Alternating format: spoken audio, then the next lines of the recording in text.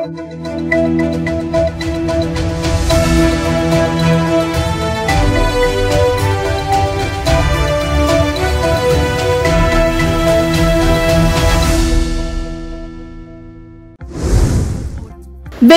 அடுத்த கூடப்பாக்கம் அரசு பள்ளி அருகே கஞ்சா பொட்டலத்துடன் பதுங்கி இருந்த பிரபல ரவுடி உள்ளிட்ட 2 பேரை போலீசார் கைது செய்து கஞ்சாவை பறிமுதல் செய்தனர்.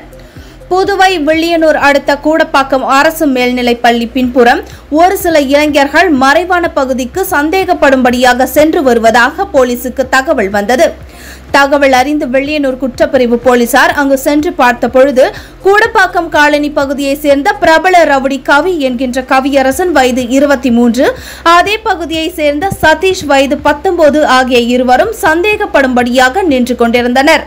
அவர்களை பிடித்து உடைமைகளை சோதித்ததில் அவர்கள் கஞ்சா வைத்திருப்பது தெரியவந்தது. அவர்களை காவல் நிலையம் அழைத்து வந்து விசாரணை நடத்தியதில் பிரபல ரவுடியான கவி என்கின்ற கவியரசன் அந்த பகுதியில் கஞ்சா விற்பனையில் ஈடுபட்டு வந்ததும் அவருக்கு உறுதுணையாக சதீஷ் இருந்ததும் தெரியவந்தது. இருவரிடமிருந்து 8 பொட்டலங்களில் 160 கிராம் கஞ்சாவை போலீசார் பறிமுதல் செய்தனர். அவரிடம் தொடர்ந்து போலீசார் விசாரணை நடத்தி வருகின்றனர். புதுச்சேரி சிறுமி பாலியல் படுகொலை வழக்கில் சிறையில் உள்ள முக்கிய குற்றவாளி முதியவர் விவேகானந்தன் தற்கொலை செய்து கொண்டது தொடர்பாக போலீசார் விசாரணை மேற்கொண்டு வருகின்றனர். புதுவை முத்தியால்பேட்டை சோலை நகரை சேர்ந்த 9 வயது சிறுமி கடந்த மார்ச் மாதம் 2ஆம் தேதி பாலியல் வன்கொடுமை செய்யப்பட்டு படுகொலை செய்யப்பட்டார். நாடு முழுவதும் அதிர்வலையை ஏற்படுத்திய இந்த கொலை சம்பவம் குறித்து முத்தியால்பேட்டை போலீசார் வழக்கு பதிந்து அதே பகுதியை சேர்ந்த விவேகானந்தன் 59, கருணாஸ் 19 ஆகியோரை கைது செய்தனர். இந்த வழக்கு தொடர்பாக 500 பக்கம் குற்றப்பத்திரிகையை நீதிமன்றத்தில் தாக்கல் செய்தனர். மேலும் புதுச்சேரியில் முதல் முறையாக குற்றவாளிகளின் பாதுகாப்பு கருதி இணைய வழி மூலமாக விசாரணை நடத்தப்பெற்றது.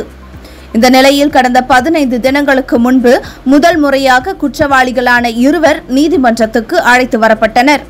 இந்த நிலையில் நாளை இந்த வழக்கு மீண்டும் விசாரணைக்கு வர உள்ள நிலையில் சிறையில் உள்ள முக்கிய குற்றவாளியான முதியவர் விவேகானந்தன் 59 துண்டை பயன்படுத்தி கழிவறையில் தற்கொலை செய்து கொண்டார். இது தொடர்பாக சிறைத்துறை நிர்வாகம் அளித்த புகாரின் பேரில் காலாப்பட்டு போலீசார் வழக்கு பதிவு செய்து விசாரணை மேற்கொண்டு வருகின்றனர்.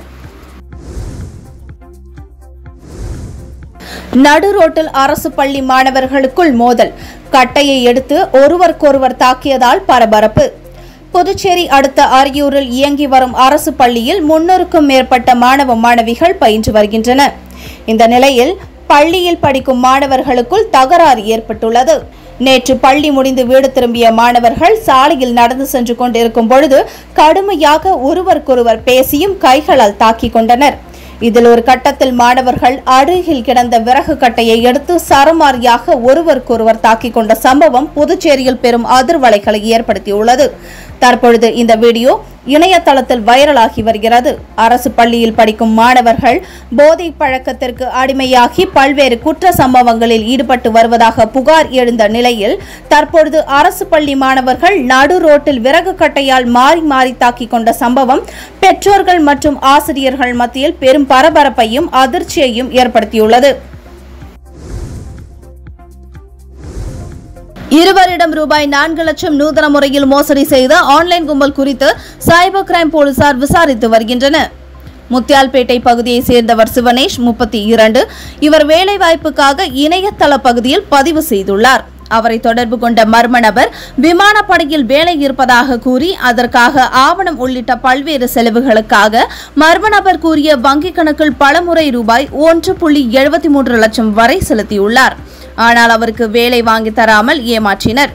இதேபோல் மூலக்குளம் களத்துமேட்டு தெருவை சேர்ந்த மணிமொழியிடம் குறைந்த வட்டியில் மத்திய அரசு திட்டத்தில் கடன் பெற்று தருவதாக மர்ம நபர் கூறியதை நம்பி ரூபாய் 2.30 லட்சம் மர்ம நபர் வங்கிக் கணக்கில் செலுத்தி ஏமாந்துள்ளார்.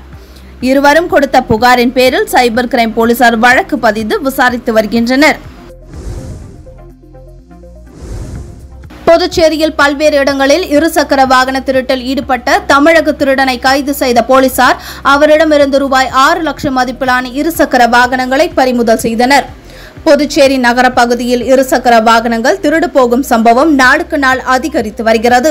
இதனால் இரவு நேரங்களில் போலீசார் தீவிர ரோந்து பணியில் ஈடுபட்டு வருகின்றனர். இந்த நிலையில் ரெயின்போ நகர் 45 அடி சாலையில் பெரிய கடை போலீசார் நேற்றிரவு ரோந்து பணியில் ஈடுபட்டிருந்தனர். அப்பொழுது சந்தேகப்படும்படி பைக்கில் வந்த நபரை மடக்கி பிடித்து விசாரணை செய்தபொழுது அவர் முன்னுக்கு பின் முரணாக பதிலளித்தார். இதனால் சந்தேகமடைந்த போலீசார் அவரை காவல் நிலையம் அழைத்து சென்று விசாரணை மேற்கொண்டதில் சிதம்பரத்தை சேர்ந்த பிரபல திருடன் என்பதும் அவர் ஓட்டி வந்தது திருட்டு பைக் என்பதும் தெரியவந்தது. மேலும் விசாரணையில் புதுச்சேரியில் பல்வேறு இடங்களில் இருசக்கர வாகன திருட்டில் ஈடுபட்டதும் தெரியவந்தது. இதனை அடுத்து அவரை கைது செய்த போலீசார் அவரிடமிருந்து ரூபாய் 6 லட்சம் மதிப்பிலான பைக்குகளை பறிமுதல் செய்தனர். பின்னர் நீதிமன்றத்தில் ஆஜர்படுத்தி காலாப்பட்டு மத்திய சிறையில் அடைத்தனர். மனோஜ்குமார், சத்யா, சம்பத் இந்த 3 பேரையும் இன்று அதிகாலை வேல்ராம்பட்டு ஏரியில் சந்தேகத்தின் பேரில் முதலியார்பேட்டை எஸ்ஐ ஜெயபிரகாஷ் மற்றும் குற்றப்பிரிவு காவலர்கள் சந்தேகத்தின் பேரில் கைது செய்தனர். அப்போது அவர்கள் கொண்டு வந்த மோட்டார் சைக்கிள் கொம்பாக்கம் மெயின் ரோட்டில் திருடியது என தெரிய வந்தது. அதன் பேரில் அவர்களை முதலியார்பேட்டை காவல் நிலையத்திற்கு அழைத்து வந்து விசாரிக்கையில் மேலும் முருங்கம்பாக்கத்தில் ஒரு மோட்டார் சைக்கிள் திருடியதையும் சொன்னார்கள். இதன் பெயரில் 2 மோட்டார் சைக்கிளையும் பறிமுதல் செய்து முதலியார்பேட்டை காவல் நிலைய ஆய்வாளர் திரு கண்ணன் அவர்கள் திறன்படி வழக்கு பதிவு செய்து நீதிமன்ற காவலில் அனுப்பி வைக்கப்பட்டனர். இதற்கு காவல் கண்காணிப்பாளர் திரு பக்தவச்சலம் அவர்கள் முதலியார்பேட்டை காவல் நிலையம் ஆய்வாளர், உதவி ஆய்வாளர், குற்றப்பிரிவு போலீசாரை வெகுவாக பாராட்டினர். வேலை வாங்கி தருவதாக நாடு முழுவதும் இணைய வழியில் பல கோடி ரூபாய் நூதன முறையில் மோசடியில் ஈடுபட்ட கும்பலின் முக்கிய நபரை போலீசார் கைது செய்தனர். வெளிநாட்டில் வேலை வாங்கி தருவதாக கூறி நாடு முழுவதும் சுமார் 3400 பேரை ஏமாற்றி ரூபாய் 200 கோடி மோசடியில் ஈடுபட்ட போலி தனியார் நிறுவனத்தை சேர்ந்த 4 பேரை புதுச்சேரி இணைய வழி குற்றப்பிரிவு போலீசார் கடந்த 3ஆம் தேதி கைது செய்தனர். புதுச்சேரி லாசுப்பேட்டையை சேர்ந்த ரமேஷ்குமார் அளித்த மோசடி புகாரின் பேரில் வட மாநிலங்களை சேர்ந்த சுபம் சர்மா, தீபக் குமார், ராஜ்கவுண்ட், நீரஜ் குர்ஜார் ஆகியோர் கைது செய்யப்பட்டு காலாப்பட்டு சிறையில் அடைக்கப்பட்டனர். கைதானவர்களிடமிருந்து 5 4 சக்கர வாகனங்கள், 21 கைபேசிகள், 42 சிம் கார்டுகள், 64 ஏடிஎம் அட்டைகள், 65 கணினிகள், ரூபாய் 41 லட்சம் ரொக்கம் ஆகியவை கைப்பற்றப்பட்டதாகவும் கூறப்பட்டது. இந்நிலையில் மோசடி வழக்கின் முக்கிய நபராக கருதப்படும் விழுப்புரம் மாவட்டம் திருவண்ணைநல்லூர் மறையங்கூரை சேர்ந்த மகாதேவனை போலீசார் கைது செய்தனர். புதுச்சேரியில் பெண் உட்பட 6 பேரிடம் ரூபாய் 3,45,000 மோசடி செய்த மர்ம கும்பலை சைபர் கிரைம் போலீசார் தேடி வருகின்றனர். புதுச்சேரி நகர பகுதியை சேர்ந்தவர் அஸ்வினி. இவரை தொடர்பு கொண்ட மர்ம நபர் வீட்டில் இருந்தபடியே பகுதி நேரத்தில் ஆன்லைன் மூலம் பணம் சம்பாதிக்கலாம் என கூறினார். அதனை நம்பிய அவர் 2,04,000 ரூபாயை அனுப்பி ஏமாந்தார். அதேபோல திருபுவனை பகுதியை சேர்ந்த மோனிகா ரூபாய் 24,000 அனுப்பி ஏமாந்தார். தொடர்ந்து தன்வந்திரி நகரை சேர்ந்தவர் ராஜ்குமார் அயோத்தியில் தங்குவதற்கு ஆன்லைன் மூலம் விடுதியை தேடி அதில் ஒரு நபரிடம் பேசி விடுதி அறையை புக் செய்து கொடுக்க ராஜ்குமார் 49,000 ரூபாய் அனுப்பி அந்த மர்ம நபரிடம் ஏமாந்தார். மேலும் லாஸ்பேட்டையை சேர்ந்த ஆஷிக்கிடம் 45,000 ரூபாய், பிள்ளைச்சாவடியை சேர்ந்த சேரன் 10,000 ரூபாய், முதலியார்பேட்டையை சேர்ந்த ராஜீவ்காந்தி 13,000 ரூபாய் மர்ம நபரிடம் அனுப்பி ஏமாந்துள்ளனர். இதுகுறித்து 6 பேர் நேற்று கொடுத்த புகாரின் பேரில் சைபர் கிரைம் போலீசார் வழக்கு பதிந்து மர்ம கும்பலை தேடி வருகின்றனர்.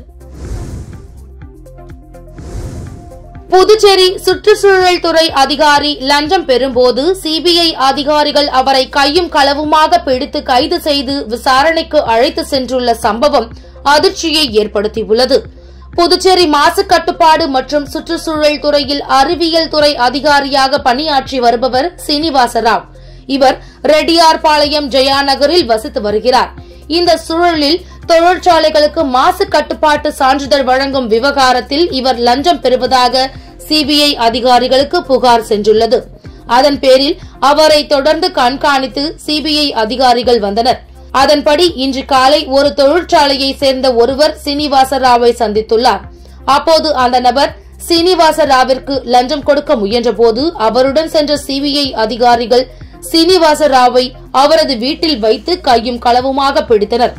இதனைத் தொடர்ந்து அண்ணா நகர் வீட்டு வசதி வாரியம் கட்டிடத்தில் இயங்கி வரும் மாசு கட்டுப்பாடு மற்றும் சுற்றுச்சூழல் அலுவலகத்திற்கு சீனிவாச ராவை அழைத்து வந்து சுமார் 3 மணி நேரத்திற்கும் மேலாக விசாரணை செய்து முக்கிய ஆவணங்களை கைப்பற்றி அவரை விசாரணைக்காக அழைத்து சென்றுள்ளனர். புதுச்சேரி சுற்றுச்சூழல் துறை அதிகாரி லஞ்சம் பெறுவதாக கிடைக்கப்பெற்ற தகவலின் பேரில் சிபிஐ அதிகாரிகள் அவரை கையும் களவுமாக பிடித்து கைது செய்து விசாரணைக்கு அழைத்து சென்றுள்ள சம்பவம் பெரும் பரபரப்பை ஏற்படுத்தியுள்ளது. உங்கள் சக்தி சேனலின் புதுவையின் அன்றாட நிகழ்வுகளை உடனுக்குடன் தெரிந்து கொள்ள சக்தி சேனல் புதுச்சேரி யூடியூப் சேனலை சப்ஸ்கிரைப் செய்து கொள்ளுங்கள். மறக்காமல் பெல் பட்டனையும் கிளிக் பண்ணுங்க, ஷேர் பண்ணுங்க, லைக் பண்ணுங்க. உங்கள் சக்தி சேனல்.